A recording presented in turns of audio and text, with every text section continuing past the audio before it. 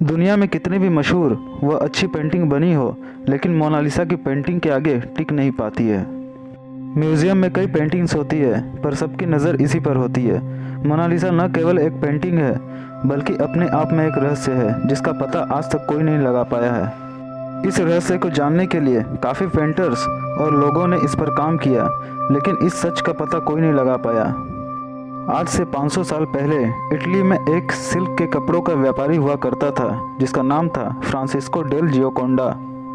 वह अपनी पत्नी से बहुत ही प्रेम करता था। अपनी पत्नी की तस्वीर को कैनवास में कैद करने की चाह में व्यापारी ने दा विंची से पेंटिंग को बनवाई। लियोनार्डो दा विंची ज़्यादा मशहूर तो नहीं था, पर अपनी पहचान बनानी शुरू कर चुका था। लिसा डेल जियोकोंडो के इस तस्वीर का नाम दा विंची ने ला जियोकोंडा रखा। समय के साथ नाम बदलकर इसका नाम मोनालिसा हो गया। पेंटिंग की जांच बताती है कि तस्वीर को 1503 में बनाया गया, पर इसके खत्म होने का साल 1517 बताया गया। इतिहासकार बताते हैं कि फ्रांसिस्को जियोकोंडो असल में एक गरीब व्यापारी था, पर इच्छाएं बड़ी रखता था। उसने पेंटिंग बनवा तो ली, पर कभी विंची को फीस नहीं चुका पाया। इसलिए पेंटिंग को विंची ने बना तो लिया, पर फिनिशिंग टच नहीं दिया। 1516 में जब वह फ्रांस गया तो पेंटिंग को साथ लेकर गया। तभी उसने पेंटिंग खत्म की। नेपोलियन के बेडरूम से म्यूजियम की दीवार तक विंची मशहूर हो चुका था। मोनालिसा की पेंटिंग को उसके शिष्यों ने रख लिया।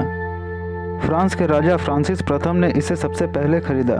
राजा लुई ने इसे वर्सेल्स के महल में लगवा दिया। फ्रांस की क्रांति के बाद इसे नेपोलियन ने अपने बेडरूम में सजाया। कुछ समय बाद इसे लूव्र के म्यूजियम में शिफ्ट कर दिया गया। 23 जून 1852 को फ्रांस के एक आर्टिस्ट लुक मैस्पेरो ने पेरिस के होटल के छत से कूदकर अपनी जान दे दी।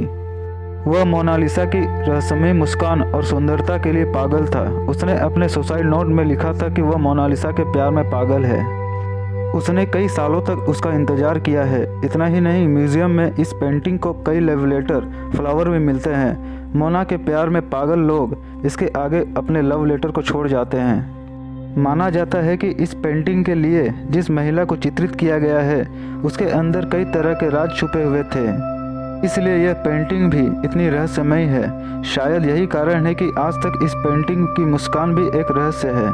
रिसर्च के दौरान एक डॉक्टर ने कहा था कि मोनालिसा के ऊपरी 2 दांत टूटे हुए थे, जिस कारण उनके ऊपरी होंठ अंदर की ओर दबे हुए हैं। यही कारण है कि हर एक एंगल से उसकी मुस्कान अलग दिखती है। वहीं हार्वर्ड के न्यूरो साइंटिस्ट डॉक्टर मार्गेट ने कहा कि मोनालिसा की स्माइल नहीं बदलती है, यह हमारे दिमाग की एक सोच है। हम जो देखना चाहते हैं हमें वही दिखाई दिया जाता है। यह पेंटिंग पहले इतनी प्रसिद्ध नहीं थी, लेकिन लूव्र म्यूजियम पेरिस से चोरी होने के बाद यह काफ़ी फेमस हो गई थी। 21 अगस्त 1911 को इतने बड़े म्यूजियम से पेंटिंग का चोरी हो जाना बहुत ही बड़ी बात थी। इसके चोरी होने के बाद पहला शक पेंटर पाब्लो पिकासो पर लगा था। उनसे काफ़ी पूछताछ के बाद यह इल्ज़ाम उन पर से हटा दिया गया था। इसकी चोरी होने के बाद 1 हफ्ते तक म्यूज़ियम को इसलिए बंद कर दिया गया था कि पेंटिंग शायद म्यूज़ियम के अंदर ही कहीं छुपी होगी। काफ़ी खोजबीन के बाद पता लगा कि इसे म्यूज़ियम के ही एक वर्कर ने, जिसका नाम था विंसेंजो पेरिग्लिया, ने चोरी किया था। वह इस पेंटिंग को वापस इटली लेकर जाना चाहता था। उनका मानना था कि यह इटली की धरोहर है। इटली में कुछ समय रखने के बाद इसे वापस म्यूजियम में रख दिया गया था। वहीं विंसेंजो को इसके लिए 6 महीने की सज़ा दी गई थी, लेकिन इटली के कुछ लोगों ने उनकी देशभक्ति के लिए उनका स्वागत किया था। कहा जाता है कि लियोनार्डो दा विंची के ही एक स्टूडेंट फ्रांसिस्को मेल्जी ने इसकी जुड़वा पेंटिंग बनाई थी, जो कि स्पेन की राजधानी मैड्रिड के म्यूजियो डेल प्राडो में रखी गई थी। 1514 से 1516 के बीच उनके ही एक स्टूडेंट ने मोनालिसा के एक न्यूड वर्जन भी बनाया था, जिसकी हाथों व बॉडी की पोजीशन असली पेंटिंग के जैसे ही है। इसे मोन्ना वान्ना कहा जाता है। कहा जाता है कि शायद यह पेंटिंग लियोनार्डो दा विंची ही बनाई थी।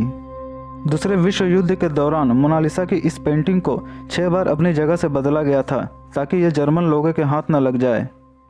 इसके बावजूद भी इस पेंटिंग को लोगों ने काफ़ी नुकसान पहुंचाने की कोशिश की है। एक बार 1956 में एक टूरिस्ट ने इस पर पत्थर फेंका था, जिससे इसके बाएं बाजू पर निशान पड़ गया था। उसके बाद इसे ठीक कर दिया गया।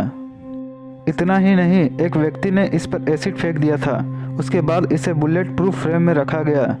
उसके बाद भी एक महिला ने इस पर लाल स्प्रे छिड़क दिया था। दोस्तों, अगर ये वीडियो आपको पसंद आया हो तो लाइक, सब्सक्राइब और शेयर ज़रूर कीजिएगा।